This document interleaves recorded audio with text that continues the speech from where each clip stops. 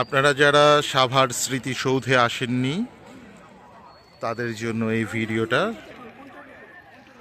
আমাদের স্বাধীনতা, সার্বভৌমত্ব, এই সব কিছুতে যে স্মৃতি জড়িত, আমাদের মহান মুক্তিযুদ্ধের শহীদদের স্মরণে যে স্মৃতিসৌধ, সেই স্মৃতিসৌধেও সাভারে অবস্থিত।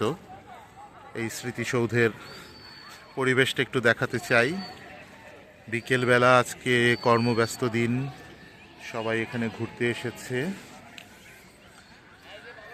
খুব সুন্দর করে গুছিয়ে সাজিয়ে রাখা জায়গাটি, এবং চারিপাশটা দেখাতে চাই। দূরে ফুলের বাগানের মতো আছে, সুন্দর। আচ্ছা, তারপর অনেক বড় একটি এলাকা, অত্যন্ত মনোমুগ্ধকর, ঠান্ডা স্নিগ্ধ একটা পরিবেশ। এমন পরিবেশে সবাই ঘুরে বেড়াতে পছন্দ করবে, এমন একটা জায়গা স্মৃতিসৌধ। ঢাকার অদূরে সাভারে অবস্থিত। সাভার যদিও ঢাকা জেলার মধ্যে, তবুও ঢাকা শহরের বাহিরে। মালাগুলো বিক্রি করছে, আসলে মালা বলতে মাথায় পরার মালা। এই যে স্মৃতিসৌধ, চমৎকার। এখানে 7টি সৌধ আছে, মানে 7টি মিনারের মতো আছে। এই 7টি স্থাপনা দিয়ে বোঝানো হয় 7 বীর শ্রেষ্ঠকে, এবং উঁচু করে, মাটি থেকে মাথা উঁচু করে দাঁড়িয়ে আছে এই স্মৃতিসৌধ। আমরা একটু পাশের থেকে দেখতে কেমন লাগে খানিকটা গিয়ে আপনাদের দেখাচ্ছি।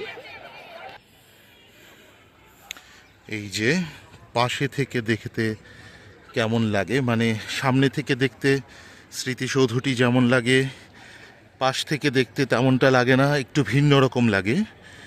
পাশে থেকে দেখতে কেমন লাগে সেটা দেখানোর চেষ্টা করছি, নিশ্চয়ই ভালো লাগবে আপনাদের কাছে। এই দেখুন, 1 2 3 4 5 6 7, এই 7টি স্থাপনা দিয়ে 7 জন বীর শ্রেষ্ঠকে বোঝানো হয়েছে। এবং বাংলাদেশের স্বাধীনতা 1971 সালে লাখো শহীদের রক্তের বিনিময়ে যে স্বাধীনতা বাংলাদেশ অর্জন করেছে, সেই স্বাধীনতার প্রতীক সাভারের এই স্মৃতিসৌধ। কোটি কোটি মানুষ স্মৃতিসৌধ ভিজিট করেন, কিন্তু অনেকেই আছেন এখনও হয়তোবা দেশের বিভিন্ন প্রান্তে যারা এখনও স্মৃতিসৌধ দেখতে আসতে পারেননি। তাই আমি ভাবলাম যে একটু স্মৃতিসৌধের ভিডিও করে রাখি, যাতে সকলের দেখতে সুবিধা হয়। এই স্মৃতিসৌধ আশা করি আপনারা উপভোগ করেছেন, ভালো লেগেছে। বাংলাদেশের উত্তরোত্তর সমৃদ্ধি কামনা করি। বাংলাদেশ একটি সমৃদ্ধ বাংলাদেশ হয়ে গড়ে উঠুক, এবং যারা দেশ ও মাটির জন্য আত্মত্যাগ করে গেছেন 1971-এ এবং বিভিন্ন সময়ে, সর্বশেষ 2024 সালে, সকলের আত্মার মাগফিরাত করে কামনা করে আমরা এখানে বিদায় নিচ্ছি। আল্লাহ হাফেজ।